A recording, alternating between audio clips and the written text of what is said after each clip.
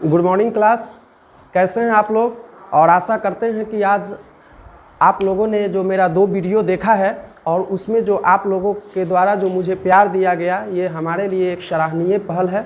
और मैं आशा करता हूं कि इसी तरह आप लोग वीडियो देखते रहें और आप लोग थ्योरी क्लास से अधिकाधिक लाभान्वित होते रहें। मैं वीडियो की सीरीज को बढ़ाने के क्रम में ये मेरा तीसरा वीडियो है और मैं आप लोगों के समक्ष मैं ये तीसरा वीडियो के माध्यम से मैं थ्योरी की क्लास का जो कड़ी है, मैं इस कड़ी की लड़ी को मैं पुनः आप लोगों के समक्ष जोड़ते हुए मैं आप लोगों को मैं आज पुनः मैं एंगल रिप्रेजेंटेशन के बारे में मैं बताना चाहूँगा। क्योंकि पिछले क्लास में मैंने एंगल रिप्रेजेंटेशन के बारे में बताया कि समकोण त्रिभुज में जो एंगल है, न्यून कोण है, उस न्यून कोण को जो हम डिनोट करते हैं, रिप्रेजेंट करते हैं, यह रिप्रेजेंटेशन मेरा एंगल रिप्रेजेंटेशन के रूप में जो कुछ सिंबॉलिक शब्दावली है जो चित्रण किया गया है। और इस सिंबॉलिक रिप्रेजेंट के माध्यम से मैं आप लोगों को कल बताया कि theta, beta, gamma, lambda, phi, psi, A B C capital letter में हम लोग एंगल को रिप्रेजेंट करते हैं। आज आपके सामने एक प्रश्न हम रख रहे हैं कि ये प्रश्न क्या है, क्या साइन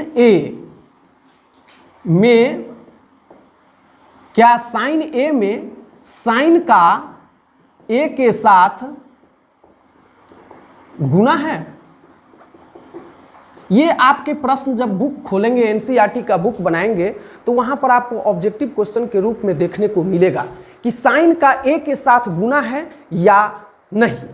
मैं आपको यहां बताना चाहता हूं कि साइन ए, जैसे ये समकोण त्रिभुज है और इस समकोण त्रिभुज का ए बी सी, मैंने बताया कि कोण 90 डिग्री बी है, एंगल बी यहाँ 90 डिग्री है और इसके सामने वाला एच है, और ये न्यून कोण सी है, इसके सामने वाला पी है। और जब ये पी होगा उस स्थिति में ये मेरा बेस होगा जिसको आधार कहेंगे। लेकिन यहाँ पर एंगल ए न्यून कोण है तो इसके सामने वाली जो भुजा होगी वह पी कहलाएगी और इस समय यहाँ पर ये बेस कहलाएगा जिसको हम लोग आधार कहेंगे।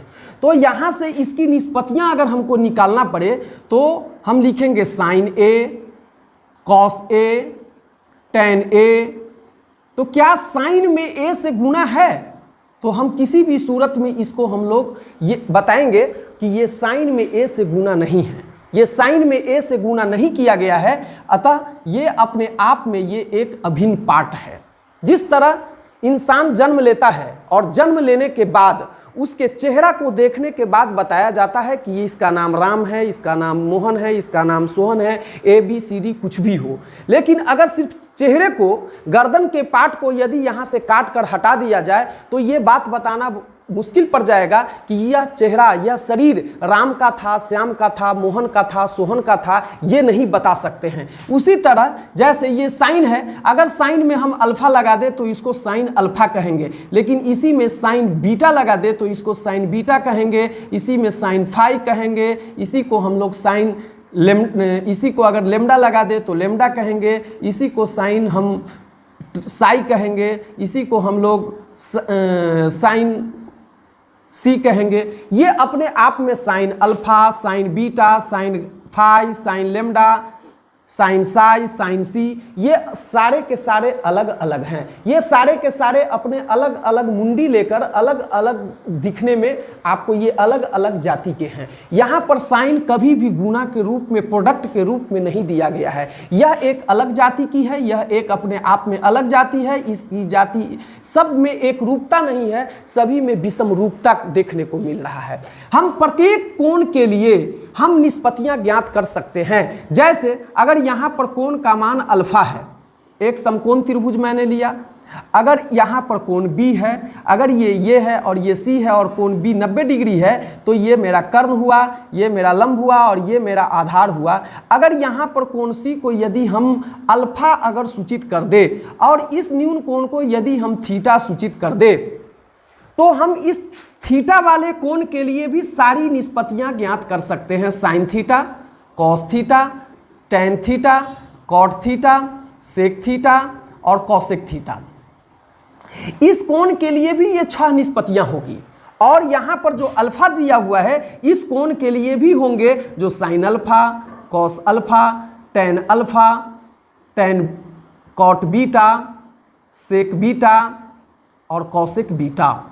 इस तरह से हम देख रहे हैं कि प्रत्येक कोण के लिए 6 निष्पत्तियां हैं। प्रत्येक कोण के लिए ये 6 निष्पत्तियां हैं। तो और मैं ये आप बताएंगे कि साइन थीटा, अगर साइन थीटा लिखा हुआ है तो साइन में कभी भी थीटा से गुना नहीं है। आपको क्वेश्चन में पूछेगा, ऑब्जेक्टिव में पूछेगा, ट्रिग्नोमेट्री के जैसे ही चैप्टर को खोलेंगे आपको वहां पर पहला क्वेश्चन दिया हुआ है, क्या साइन थीटा में साइन के साथ थीटा का गुणनफल है? तो कहेंगे नहीं, ये साइन में थीटा से ही इस साइन के वजूद को पता चलता है कि ये साइन जो है किस रूप में है, थीटा के रूप में है। साइन किस रूप में है तो बीटा के रूप में है, साइन किस रूप में है तो गामा के रूप में है। इस तरह से प्रत्येक कोण का हम बारी बारी से उसकी 6 निष्पत्तियां को प्राप्त कर सकते हैं। मेरे दोस्तों, बारी बारी से समझें और धीरे धीरे समझने का प्रयास करें। अगर एक बार समझ लेंगे तो शायद आपको आपका प्रॉब्लम सॉल्व करने में कहीं से कोई बाधा नहीं होगी। मैं आपको ऑब्जेक्टिव के साथ सब्जेक्टिव के लिए भी मैं थ्योरी और छोटी छोटी बातों पर मैं आपको रूबरू करा रहा हूं और छोटी छोटी बातों को भी आप ध्यान में रखकर और आगे बढ़ते रहें ताकि आपको प्रॉब्लम बनाने में किसी भी प्रकार की दुविधा, कठिनाइयों का सामना नहीं करना पड़ेगा। अब मैं आपको बताता हूं कि ये समकोण त्रिभुज में मैंने बता दिया, बार बार मैं बता रहा हूं कि 90 डिग्री के सामने वाली जो भुजा होगी वो कर्ण होगा। अगर यह न्यून कोण हम निकालेंगे, अगर इसको थीटा कहे, अगर ए बी सी मान लेते हैं कि ए बी सी एक समकोण त्रिभुज है और इसमें कोण भी 90 डिग्री है, तो 90 डिग्री के सामने वाली भुजा हमेशा कर्ण होगी। और यहां पर यह कोण न्यून कोण है सी। अगर कोण सी के लिए अगर हमको निष्पत्तियां निकालना होगा तो साइन थीटा निकालेंगे, कॉस थीटा निकालेंगे, टेन थीटा निकालेंगे, कॉट थीटा निकालेंगे, सेक थीटा निकालेंगे और कॉसेक थीटा निकालेंगे। इस तरह से ये 6 के 6 निष्पत्तियां यहां से प्राप्त कर पाएंगे। और जिस समय ध्यान देने की बातें हैं कि जिस समय हम थीटा के लिए निष्पत्तियां को प्राप्त करेंगे उस समय मेरा ए बी जो है, ये भुजा ए बी जो है वह आपका लंब होगा। और हम जानते हैं और आपको मैंने बताया है, पिछले वीडियो में मैंने बताया है कि लंब को हम लोग परपेंडिकुलर कहते हैं और इसे अंग्रेजी वर्णमाला के स्मॉल लेटर पी से सूचित करते हैं। तो जिस समय इस कोण के लिए निष्पत्तियां ज्ञात करेंगे उस समय यह पी कहलाएगा, और जब यह पी कहलाएगा उस समय काल में यहां पर यह बेस कहलाएगा, जिसको अंग्रेजी वर्णमाला के स्मॉल बी से सूचित करते हैं। हमको विश्वास है कि आप लोग को यहां तक समझ में आ गया होगा, इसमें किसी भी प्रकार की परेशानी नहीं होगी। अगर परेशानी नहीं होगी तो पुनः आप वीडियो को रोककर और फिर से उसे देखने का प्रयास करें और यहां पर इसे समझें। यही छोटी छोटी बातें आपको प्रॉब्लम बनाने के समय में किसी भी प्रकार का जो बाधा होगी उस बाधा को दूर करने में मदद करेगा। दोस्तों, अगर उस काल में यदि मैं यहां पर अल्फा लिख दूं, अगर ये अल्फा, तो कहेगा कि भाई इस कोण के लिए भी इसका मतलब 6 निष्पत्तियां होगा। निश्चित तौर पर जो मैंने बताया उसमें निश्चित तौर पर इसके लिए भी 6 निष्पत्तियां होगी, जैसे साइन अल्फा, आगे cos alpha, tan alpha, cot alpha, sec alpha, cosec alpha. 6 निष्पत्तियां इसका भी होगा, 6 निष्पत्तियां इसका भी होगा। लेकिन एक बात ध्यान रखें कि जिस समय हम इस कोण के लिए निकालेंगे उस समय मेरा ये क्या होगा, BC क्या होगा, BC मेरा लंब होगा। क्या होगा? लंब होगा। और उस काल में ये मेरा क्या हो जाएगा, तो आधार हो जाएगा। और कर्ण हमेशा कर्ण बड़ा ही होगा और कर्ण में किसी भी प्रकार की चेंजिंग नहीं होगी। मैंने आपको फार्मूला का भी कलेक्शन दिया कि समकोण त्रिभुज में लंब, आधार और कर्ण, अगर हमको तीनों पता है, अगर तीनों में कोई 2 पता है तो तीसरा को ज्ञात किया जा सकता है। मैंने एक थ्योरम बताया था कि समकोण त्रिभुज में बड़ी भुजा का वर्ग शेष 2 भुजाओं के वर्गों के योग के बराबर होता है। शायद ध्यान होगा, अगर ध्यान में नहीं है तो मेरा पिछला वीडियो देखिए और वहां से आप अपने ज्ञान में थोड़ी वृद्धि करें ताकि अगले वीडियो को समझने में आपको मदद मिलेगी। मेरे दोस्तों, इस तरह से अब मुझे विश्वास है कि आप लोगों को लंब, आधार, कर्ण समझने में किसी भी प्रकार की बाधा नहीं हुई होगी और आप शायद नहीं, आपको किसी भी प्रकार का प्रॉब्लम नहीं होगा। अच्छा, अब आप बताइए, जैसे मैंने ये फिगर ले लिया, अब मैं कुछ डिनोट कर रहा हूं, कुछ रूपरेखा मैं दे रहा हूं और इसमें आपको बताना है कि कर्ण कौन है, लंब कौन है, आधार कौन है। लो मैं मार दिया। इस डायग्राम को देखिए और मैं सबसे पहले मैं इंडिकेट करता हूं कि जैसे मैंने यहां पर लिख दिया ए, यहां पर लिखा बी और यहां पर लिखा मैंने सी, यानी ए बी सी, ये एक इसमें एक त्रिभुज है। यहां पर कोण भी आपको 90 डिग्री है, 90 डिग्री है, क्योंकि आधार पर ये लंबवत है और लंबवत जो होती है तो वो 90 डिग्री। अब बताओ इस त्रिभुज में ए बी सी, एक त्रिभुज यहां पर मैंने कर दिया। अच्छा चलिए, एक त्रिभुज आपको देखिए, हमारी कलम को देखते रहिए कहां से कहां, एक यहां पर बी और यहां पर मैं बता कर दिया इसको ए डैश, इसको मैं कर दिया सी डैश। एक त्रिभुज मैंने बताया ए बी सी। आप बताइए त्रिभुज ए बी सी का, पहले त्रिभुज ए बी सी पर आइए। ए बी सी में ए सी क्या है, ए सी यहां कर्ण है एच। अगर हम सी के लिए सी के लिए अगर लंब निकालेंगे तो सी के लिए लंब हो जाएगा ए बी क्या हो जाएगा, ए बी हो जाएगा पी यानी लंब, और बी सी उस समय क्या हो जाएगा, बी सी उस समय हो जाएगा आधार। लंब, आधार और कर्ण।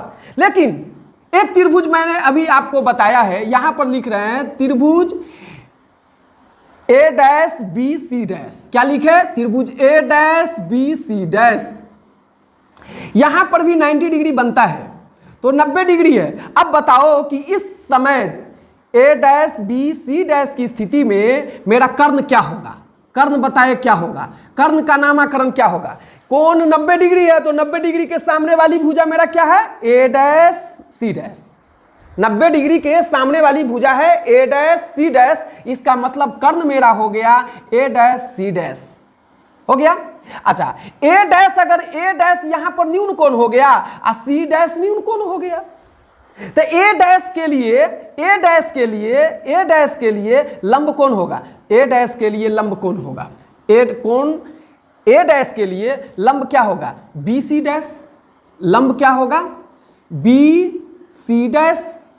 और आधार क्या होगा, आधार होगा उस समय जब ये लंब हो जाएगा तो ये मेरा आधार हो जाएगा ए डैश बी, ए डैश बी, ये मेरा आधार होगा। कब जब एंगल ए होगा, ए डैश होगा तब, एंगल ए डैश होगा तब। लेकिन जब सी डैश के लिए अगर आएगा, सी डैश के लिए कि अगर ये कोण सी डैश है, ये कोण सी डैश है, तो इसके लिए लंब क्या होगा, तो लंब हो जाएगा ए डैश बी। लंब क्या हो जाएगा, ए डैश बी। इस कोण के लिए सामने वाला, न्यून कोण के सामने वाली भुजा को लंब कहते हैं, न्यून कोण के सामने वाली भुजा को लंब कहते हैं, और 90 डिग्री समकोण के सामने वाली भुजा को कर्ण कहते हैं, और जो शेष भुजा बच गई उस समय वो आधार कहलाएगा। तो सी डैश के लिए ए डैश बी क्या हो गया, लंब। अच्छा, आधार क्या हो जाएगा, तो इसके लिए आधार हो जाएगा बी सी डैश। कब, जब एंगल सी डैश होगा तब। यही बात समझना है यही कि बस कुछ नहीं, 90 डिग्री के सामने वाला को लंब कहेंगे और जो न्यून कोण होगा, न्यून कोण के सामने वाला को लंब कहेंगे, और उस समय जिस समय उसको लंब कहेंगे जो शेष बच जाएगा उसको आधार कहेंगे। बस इतना ही तो समझना है, बस इतना समझ जाइए। आपको मैं अब कुछ प्रॉब्लम की ओर मैं आपको लेकर चलता हूं। दोस्तों, एक आसान भाषा में एक शब्द को समझे, आसान भाषा में समझे कि, आसान भाषा में आप समझे कि साइन मैंने बताया, कॉस बताया, टैन बताया, कॉट बताया, सेक बताया, कॉसेक बताया। आसान शब्दों में समझे। यही 6 निष्पत्तियां ऐसी है जिस पर संपूर्ण त्रिकोणमिति का मंचन किया जाएगा और जितनी भी रूपरेखा तैयार की जाएगी, जितने त्रिकोणमिति पर सवाल आएंगे, ये सारे के सारे sine cos tan, cot sec cosec, sine cos tan cot sec cosec. इसको बार बार बोलिए, बार बार बोलिए, बोलते बोलते आपको याद हो जाएगा। ये साइन आप याद रखेंगे कि साइन का जस्ट अपोजिट क्या होता है, तो कौसेक होता है। इतना बात याद रख ले तो साइन का आपको मान पता चल जाएगा। अरे अपोजिट होता है, अपोजिट माने उल्टा, अपोजिट का मतलब उल्टा। साइन का मान यदि हमको पता हो जाएगा तो कौसेक का मान बता देंगे। जैसे साइन का मान अगर आपको पता चल जाए कि 1/2, तो कौसेक का क्या कीजिएगा, उसको उलट दीजिएगा। जैसे साइन का मान अगर कोई बता दे कि 1/2, तो आपको सीधा कहिएगा कि कौसेक तो इसका उल्टा होता है, तो 2/1 उलट दीजिए, उलट दीजिए। अच्छा, साइन का मान 5/7 होता है, मान लेते हैं साइन का मान 5/7, तो कौसेक का मान कितना होगा, 7/5। बताइए कितना आसान है। साइन का मान 5/7 तो कौसेक का मान 7/5। तो इतना बात याद रख लीजिए कि साइन का उल्टा, साइन का अपोजिट, साइन का क्या चीज है, अपोजिट। अपोजिट, अपोजिट का मतलब हो गया उल्टा। साइन का उल्टा क्या हो गया, कौसेक। उसी तरह कॉस का उल्टा अगर कोई पूछ दे कि कॉस का उल्टा क्या है, तो कॉस का उल्टा होता है सेक। बताइए, तो एगो टेन बच गया, तो टेन का उल्टा क्या हो जाएगा, कॉट। ये सारे के सारे अपोजिट हैं। अब समझ में आ गया। साइन का उल्टा कॉसेक, कॉस का उल्टा सेक, टेन का उल्टा कॉट। साइन का उल्टा कॉसेक, कॉस का उल्टा सेक, टेन का उल्टा कॉट। बस हो गया। इतना याद अगर रखते हैं तो सारे के सारे वही। कॉस का मान अगर आपको कोई पूछ ले, आपसे कोई पूछ ले कि साइन कॉस का मान होता है 4/12, पूछ लिया, इसी एक उदाहरण के तौर पर मैं आपको बता दिया। कॉस का मान 4/12, तो आप कॉस का उल्टा क्या होता है, सेक। आपसे कोई पूछे कि कॉस का उल्टा सेक होता है, आप जानते हैं। कोई आपसे पूछ दे कि कॉस का मान 4/12 होता है, तो सेक का मान बताइए क्या होगा, तो आप क्या कहिएगा, उलट दीजिएगा, 12/4, 12/4। अगर आपको कोई पूछ दे टेन का मान क्या होता है, टेन का मान 3/4 हुआ था, आप बताइए, कॉट का मान बताइए, तो किसी से नहीं पूछने जाइएगा, और न गुना भाग करिएगा, न कॉपी कलम लेने की कोई जरूरत नहीं है। टेन का उल्टा कॉट होता है, तो टेन का मान 3/4, तो सीधे बोलिएगा 4/3 उल्टा। बस 3 को याद रख लो, 3 को याद रखिए। 3 पर ही सारा कहानी खत्म हो जाएगा। चाहे ट्रिग्नोमेट्रिकल आइडेंटिटीज के रूप में उसको मान ज्ञात करना हो, किसी भी प्रकार की वैल्यू ज्ञात करना हो, कुछ भी ज्ञात करना हो, आपको इसी पर 3 को का याद रखिए। साइन कॉस टेन, साइन का उल्टा कॉसेक, कॉस का उल्टा सेक, टेन का उल्टा कॉट। टेन का उल्टा कॉट होता है तो कॉट का उल्टा टेन होगा। साइन का उल्टा कॉसेक तो कॉसेक का उल्टा साइन। कॉस का उल्टा सेक होता है तो सेक का उल्टा कॉस। बस इतना ही बात याद रखिए। साइन का उल्टा कॉसेक तो कॉसेक का उल्टा साइन, कॉस का उल्टा सेक तो सेक का उल्टा कॉस, टेन का उल्टा कॉट तो कॉट का उल्टा टेन। आप लोग, मैं नहीं बोल रहा हूं, आप लोग भी बार बार बोलिए, और बोलने से आपको क्या होगा, याद होगा। और ट्रिग्नोमेट्रिक आता है, ratification is the best preparation for the any competitive examination और एकेडमिक एग्जामिनेशन। रटाफिकेशन रटिए। त्रिकोणमिति में कुछ फार्मूला आपको रटने भी पड़ेंगे, लेकिन कंसेप्ट के साथ, समझ के साथ अगर आप रटेंगे तो मरते दम तक नहीं भूलेंगे, ये मेरा विश्वास है। इसीलिए ratification is the best preparation for the any examination. दोस्तों, ये साइन कॉस टेन, 3 को याद रखिए ना, बस हो गया। Sign cos ten, sign cos ten, ज्यादा नहीं। साइन का अगर मान पता हो गया तो आप कॉसेक का निकाल सकते हैं। एकदम गर्व के साथ कहिएगा, साइन का मान पता है तो हम कॉसेक निकाल सकते हैं। कॉस का मान अगर हमको पता है तो हम सेक का मान निकाल सकते हैं। टेन का मान अगर हमको पता है तो हम कॉट का मान निकाल सकते हैं। जैसे मैं आपको दिखाता हूं, जैसे एक चीज बताइए, लंब, आधार और कर्ण, लंब, आधार और कर्ण के रूप में मैं आपको बता रहा हूं। लंब, आधार और कर्ण के रूप में ये PBH, in the form of PBH, form of PBH, लंब, आधार और कर्ण के रूप में sine cos tan cot sec cosec का मान हम कैसे प्राप्त करेंगे, कैसे ज्ञात करेंगे? मेरे नाना मैंने अभी आपको बताया कि साइन का मान याद रखो तो कौशिक का हो जाएगा, कॉस का मान याद रखो तो सेक का हो जाएगा, टेन का मान याद रखो तो कॉट का हो जाएगा। घर में जाकर बैठ जाइएगा, साइन साइन बराबर इतना, कॉस कॉस बराबर इतना, टेन टेन बराबर, हिलते डोलते रहिएगा तो उससे आपको याद होना नहीं है। कंसेप्ट के साथ अगर आप पढ़ते हैं और रटते हैं तो ऐसी स्थिति में आपको प्रॉब्लम बनाने में, आपको फॉर्मूला याद रखने में कभी नहीं भूलेंगे, क्योंकि हम जानते हैं कि साइन का उल्टा क्या होता है, कॉस एक। अच्छा एक चीज याद रख, जब यहां पर आ गया साइन, यह एक ऐसी निष्पत्तियां हैं, ये 6 निष्पत्तियां हैं, साइन कॉस टेन। अच्छा एक बात बताइए, अब हम इसको लिखते हैं कॉट सेक कॉसेक। एक वैल्यू साइन का मैं बताऊंगा, कॉसेक का आपको बताना है, और कॉस का मैं बताऊंगा, सेक का आपको बताना है, टेन का मैं बताऊंगा, कॉट का आपको बताना है। इस तरह से हम ये 6 निष्पत्तियां अगर ज्ञात कर लेते हैं तो यहां से चलेगा त्रिकोणमिति का बेसिक। अभी तक चल रहे थे, अब इसके बाद मैं स्तर को ऊंचा उठाते ले चलूंगा, और मैं आपको विश्वास दिलाता हूं कि मैं 10th क्लास के एडवांस मैथ तक के एक एक प्रॉब्लम को सॉल्व कराने का मैं आपके साथ वादा किया हूं, और मैं एक एक प्रॉब्लम को मैं सॉल्व कराऊंगा। अच्छे बुरे की मैं तुम्हें खबर देकर जाऊंगा, हर चेहरे को पढ़ने की नजर देकर जाऊंगा, क्योंकि मैं इस जमाने का वो संतरास हूं जो पत्थर को भी बोलने की हुनर देकर जाऊंगा। दोस्तों, मेरे साथियों, मेरे प्यारे भाइयों बहनों, आप लोग सिर्फ सिस्टमेटिक ढंग से आप अपनी इस क्लास को देखते चले, और सीरीज को हड़बड़ाने की कोई आवश्यकता नहीं है। अभी वर्तमान में अभी आपको एग्जाम होने वाला नहीं है, और अभी आपको एग्जाम भी नहीं है, लेकिन ज्ञानार्जन के लिए इसको सिस्टमेटिक ढंग से पढ़ते चले। आपको किसी भी प्रकार की अभी गाड़ी नहीं छूट रही है, आपकी गाड़ी बहुत पीछे है अभी, और उसमें प्रेम से तैयारी होकर और परीक्षा हॉल में जाएंगे। और मैं आपसे वादा किया हूं कि 20 नंबर त्रिकोणमिति में पूछेगा, और 20 में 20 अगर परीक्षा हॉल में आपको नहीं बना कर आएगा तो मेरे चैनल को आप सब्सक्राइब मत करना, लाइक मत करना, डिसलाइक कर देना। मैं आपको बताया कि साइन कॉस टेन, बस 3 का वैल्यू मैं बताऊंगा, आप उलट के बता दो। साइन का मान राम बट्टा श्याम, तो कौशिक का मतलब हो जाएगा श्याम बट्टा राम।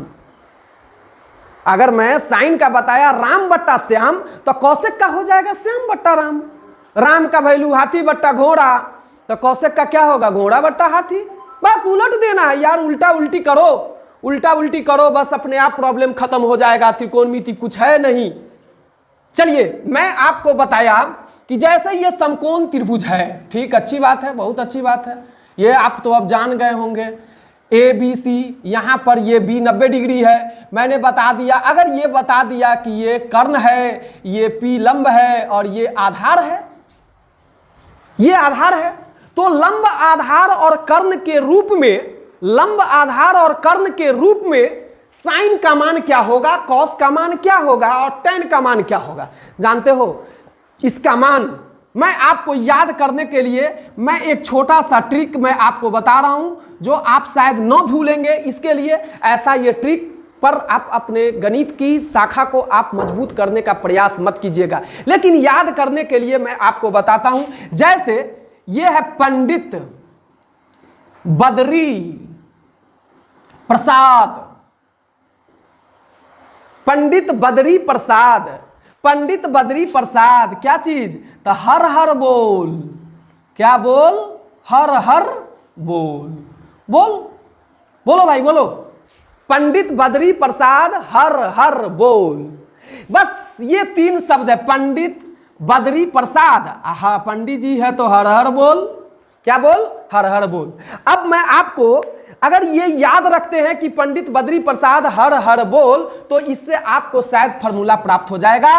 पंडित का पहला लेटर ले लो, पंडित का पहला लेटर, और हर का पहला लेटर ले लो, P बट्टा H। मैं आपको बता दिया कि ये P बट्टा H है, तो इसका मतलब आपको बताते आ रहे हैं कि P को हम लंब कहते हैं, और इसको हम लोग क्या कहते हैं, कर्ण कहते हैं। इसका मतलब P बट्टा H यानी लंब बट्टा कर्ण, ये हो गया। P बट्टा H ये बात हमेशा याद रखना कि ये वैल्यू जो है साइन का है, ये वैल्यू कॉस का है और ये वैल्यू टेन का है। इतना याद रखना, sign cos ten, sign cos ten. आप साइन का याद रखोगे तो पंडित और हर से पहला लेटर इसका ले लो, पहला लेटर इसका ले लो, P बट्टा H हो जाएगा, P बट्टा H हो जाएगा। तो मैंने आपको बताया है, क्या बताया है दोस्तों, मेरे नाना क्या बताया आपको, मैंने बताया कि ये लंब बट्टा कर्ण हो गया, P बट्टा H हो गया, हाथी बट्टा घोड़ा हो गया तो घोड़ा बट्टा हाथी कर देंगे, उलट देंगे। जब उलट देंगे तो P बट्टा H हो गया तो इसको हम H बट्टा P कहेंगे, कहेंगे कि नहीं कहेंगे यार? अरे यार लंब बट्टा कर्ण, तो H को आप जानते हैं कर्ण, तो E हो गया, P को हो गया लंब, कर्ण बट्टा लंब। इसको उलटना है, मैंने बताया साइन का मैं बताऊंगा, कॉस का तुम बताओ। तो इसका P बट्टा H हो गया तो इसका H बट्टा P नहीं होगा? बताइए होगा कि नहीं होगा? होगा, नहीं होगा तो जबरदस्ती करो। P बट्टा H तो H बट्टा P, यानी लंब बट्टा कर्ण, P को लंब कहेंगे, परपेंडिकुलर और हाइपोटेनस कहेंगे कर्ण, तो ये हो गया कर्ण बट्टा लंब। अच्छा, इसका मतलब इसी नियम से इसका पहला लेटर है, इसका पहला लेटर, बद्री का पहला लेटर B, लो B लिख दिया। इसका पहला लेटर क्या हो गया? H, तो B को आप लोग क्या कहते हो? आधार, H को क्या कहते हो? कर्ण। अच्छी बात है। और तो इसका मतलब सेक का क्या हो जाएगा? सेक का क्या होगा? उलटिए ना, उलटिए, इसको उल्टेंगे तो H हो जाएगा, आई B हो जाएगा, यानी H हो गया वही कर्ण बट्टा आधार। अब बच गया एगो प्रसाद, अब बोल। तो प्रसाद का पहला लेटर P हो गया, इसका पहला लेटर B हो गया, पहला लेटर P और इसका पहला लेटर B। जब P और B हो गया तो इसको लिख दीजिए, क्या लगा हुआ है? P बट्टा B, तो इसको हम लोग कहेंगे B बट्टा P। तो P को आप लोग क्या कहते हैं? लंब। अच्छा, इसको क्या कहते हैं? आधार। अच्छा, तो इसको कहेंगे आधार बट्टा लंब। किसी को कोई प्रॉब्लम है? किसी को कोई प्रॉब्लम नहीं है? बस प्रॉब्लम इतना ही है था कि साइन कॉस टेन है, साइन कॉस टेन है तो हम उसको उल्टा कर लेना है। साइन का जो वैल्यू होगा वो कॉसेक का होगा, और जो कॉस का वैल्यू होगा वो सेक का होगा, जो टेन का वैल्यू होगा वो कॉट का होगा। लंब बट्टा कर्ण, आधार बट्टा कर्ण, लंब बट्टा आधार, आधार बट्टा लंब, बस इसी तरह से है। कहाँ कुछ है? कहाँ कुछ है? अच्छा, स्ट्रिक का एक और आप ध्यान में, अगर ये याद नहीं रहेगा पंडित बद्री प्रसाद हर हर बोल, तो ये याद रहेगा लाल, एल एल लाल, आ कक्का, के ए, लाल कक्का, लाल कक्का याद रखिए, लाल कक्का। परीक्षा में भूल गए कि क्या होगा, लंब बट्टा आधार होगा कि आधार बट्टा लंब होगा? तो देखिए लंब आधार कर्ण, लाल एल ए एल, आ कक्का के ए, काका नहीं कक्का, क्या चीज? लाल कक्का। क्या होगा? लाल कक्का। हम लोग इस लाल कक्का से भी याद रखेंगे। देखिए ये पहला हो गया साइन का लंब बट्टा कर्ण, एल से लंब, के से कर्ण, साइन का लंब बट्टा कर्ण हो गया। फिर कॉस का आधार बट्टा कर्ण, तो आधार बट्टा कर्ण हो गया। फिर इसके बाद चलिए लंब बट्टा आधार, तो ये लंब बट्टा आधार हो गया। बस तीन का याद रखो ना यार, इससे ज्यादा याद रखने की आवश्यकता कहाँ है? लंब बट्टा कर्ण, आधार बट्टा कर्ण, लंब बट्टा आधार, साइन कॉस टेन, साइन का पता हो गया तो कॉसेक का हो गया, कॉस का पता हो गया तो सेक का हो गया, टेन का पता हो गया तो कॉट का पता हो गया। बच्चों देखो अभी ये तो अभी त्रिकोणमिति में sine cos tan cot sec cosec जन्म लिया है, इसका नामकरण कर रहे हैं बारी बारी से, अब इस सब को कुछ कुछ दे रहे हैं। ये सब अगर आप समझ लेते हैं, मैं आगे दिखाऊंगा, अभी क्या देखे हो, आगे बढ़ते बढ़ते समय आने पर सब बता देंगे तुझे आसमां। अभी से हम क्या बताए, समय आने पर सब बताएंगे, अभी से कुछ नहीं। देखते रहिए, समय आने पर हर चीज इसका एक एक वैल्यू है, इसका ग्राफिकल रिप्रेजेंटेशन, हर चीज मैं आपको दिखाऊंगा, सिर्फ आप देखते रहे। और यहां पर मैंने आपको बता दिया पंडित बद्री प्रसाद हर हर बोल, लाल कक्का, इसके माध्यम से लंब बट्टा कर्ण, आधार बट्टा कर्ण, टेन का हो गया लंब बट्टा आधार। अच्छा ये भी बात आप ध्यान में रखिए, मैं इन बातों को आपको फिर से अवगत कराना चाहता हूं कि साइन कॉस टेन कॉट से कॉसेक का जो वैल्यू आप निकाले हो लंब आधार और कर्ण के रूप में, इस बात को आप मत भूलिएगा इस बात से आप हमेशा एकदम अपने आप को रूबरू रखिएगा कि लंब, आधार और कर्ण में हमेशा कर्ण बड़ा होता है। लंब और आधार एक दूसरे के या तो बड़ा होगा या एक दूसरे के बराबर होगा, यह पॉसिबल है। लेकिन कभी भी लंब, आधार और कर्ण में कर्ण लंब और आधार से छोटा नहीं होगा।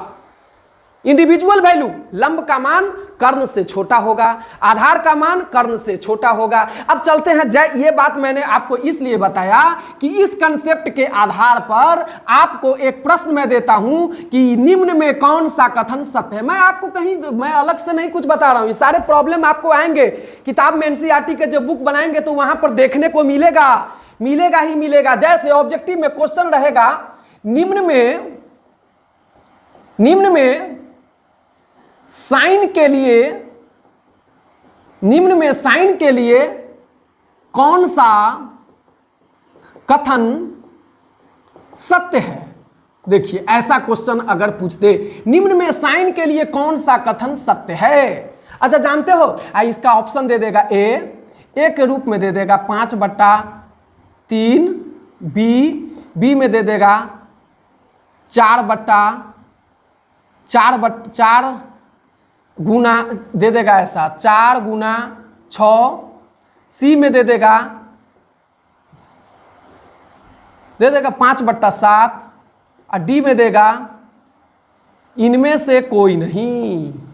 अब बताओ कि कोई नहीं, नन ऑफ दिस। ये 4 ऑप्शन आपको परीक्षा में रहेगा। 50% क्वेश्चन आपको ऑब्जेक्टिव लिए जाते हैं परीक्षा में। अगर आप थ्योरी क्लास को नहीं पढ़ोगे, आपके पास ज्ञान का अभाव रहेगा, आपको कंसेप्ट का अभाव रहेगा, कभी भी आप 100% परीक्षा में ऑब्जेक्टिव को सॉल्व करके नहीं आओगे। जिस दिन मेरा वीडियो ये समाप्त हो जाएगा, मैं आपसे 50 ऑब्जेक्टिव करवाऊंगा और ऐसा ऑब्जेक्टिव कराऊंगा कि आपके पूरे थ्योरी पोर्शन को, आपका दिमाग की बत्ती को जला देगा और आपको याद आएगा कि थ्योरी पढ़ने से क्या फायदा है। अब बताओ, क्वेश्चन अगर यही पूछ लिए जाते हैं आपको बोर्ड के एग्जाम में, मैट्रिकुलेशन के एग्जाम में, बोर्ड के पेपर में जाते हो, परीक्षा देते हो, क्वेश्चन आपके सामने आता है और पहला क्वेश्चन आपके पास आता है कि निम्न में साइन के लिए कौन सा कथन सत्य है, तो आप वैसी स्थिति में क्या करोगे? राम जी, हनुमान जी, श्याम जी का नाम लगाओगे, ए होगा, नहीं तो बी होगा, नहीं तो सी होगा, नहीं तो डी होगा, किसी में टिक मार के भगवान भरोसे आ जाओगे। जय राम जी, जय राम जी, जय राम जी, जे मन होगा टिक दीजिएगा। आइएगा बाहर में खूब डिगडिगिया पिटिएगा, मेरा ये सही होगा, सही होगा। यहाँ आइएगा, हमारा जैसा आदमी के सामने लाइएगा, क्वेश्चन देखेंगे, आप घरे जाइएगा, आपके पिताजी, आपके भाई, आपके दोस्त कहेगा यार कैसे मार दिया, ठेकानी मार दिया। अब देखते हैं कि ये सही था कि नहीं था, कैसे आप मार दिए। तो इसमें कुछ नहीं करना है, कलम भी नहीं पकड़ना है, न छूना है, न देखना है। हम तो ये बात जानते हैं कि निम्न में यहां पर वैल्यू दिया हुआ है साइन। साइन के लिए कौन सा कथन सत्य है? तो साइन में आप साइन के परिभाषा को, आप साइन के सूत्र से आप जानते हो, लंब, आधार, कर्ण के रूप में साइन बराबर पहले होता क्या है, चला बताओ।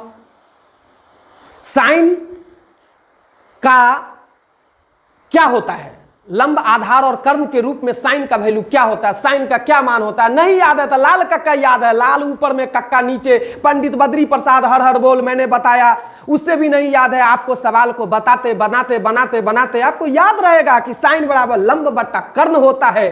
क्या होता है मेरे नाना? ये होता है साइन बराबर लंब बट्टा कर्ण। ये होता है कि नहीं होता है? होता है। तो साइन जब तुमको मालूम है तो कौशिक भी जानता होगा।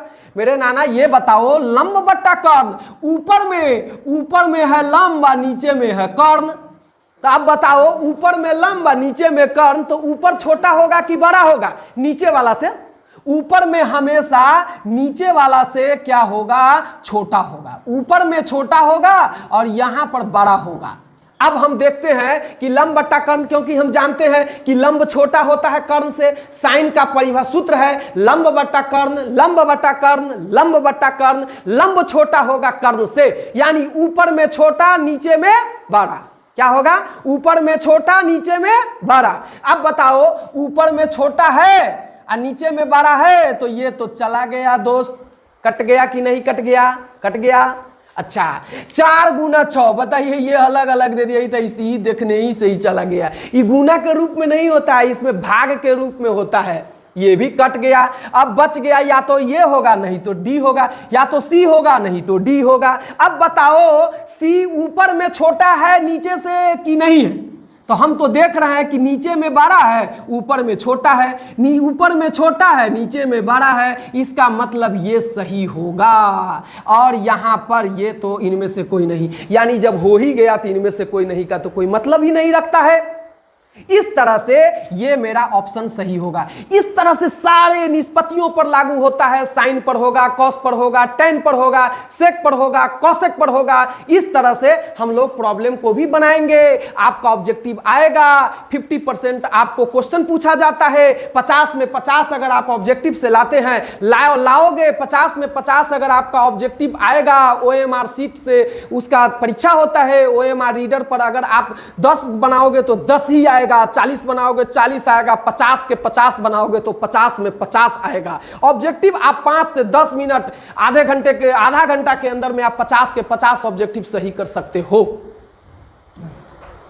इस तरह से हम ये आपको बताया, और इसी तरह से थ्योरी अगर आपको समझ में आता है तो थ्योरी के माध्यम से आपको प्रॉब्लम बनाने में कोई दिक्कत नहीं होगा। यही प्रश्न अगर आपको कॉस यहां पर दे दे, निम्न में कॉस के लिए कौन सा कथन सत्य है, निम्न में कौन सा कथन सत्य है, चलते हैं ठीक है, यही हम क्वेश्चन दे देते हैं। इसको ए कहा, इसको बी कहा, इसको सी कहा, इसको डी कहा।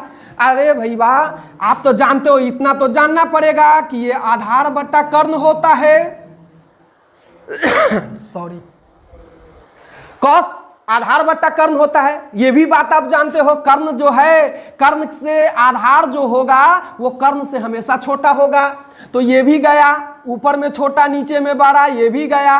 इसके लिए भी यही आंसर होगा, यही होगा, कॉस के लिए भी यही होगा। होगा कि नहीं होगा? होगा। अब दोस्तों, ये साइन कॉस टैन का बहुत आप लोगों ने अभी तक जो भी देखा इसको समझिए और इसको बार बार आप लोग देखने का प्रयास कीजिए।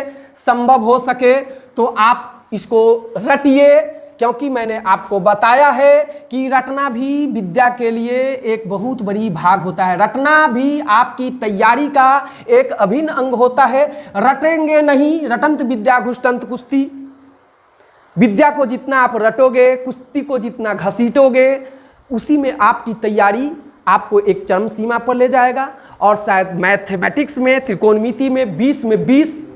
आज मैं इस वीडियो को यहीं पर स्टॉप करता हूं और आप लोग इतना को ध्यान में रखेंगे। और अगली सीरीज वीडियो की, त्रिकोणमिति की अगली सीरीज मैं पुनः आप लोगों के समक्ष ले जाऊंगा और मैं प्रयास करूंगा कि आप लोग इस वीडियो को देखें और अपने दोस्तों के भी शेयर करें। और आप लोग कमेंट सेक्शन में आप लोगों को किसी भी प्रकार की परेशानी हो तो आप वहां पर निश्चित रूप से कमेंट करें, ताकि हमारे और आप लोग लाइक करें, जिससे कि हमें भी ये आगे वीडियो बनाने में हमको भी मदद मिल सके। Thank you.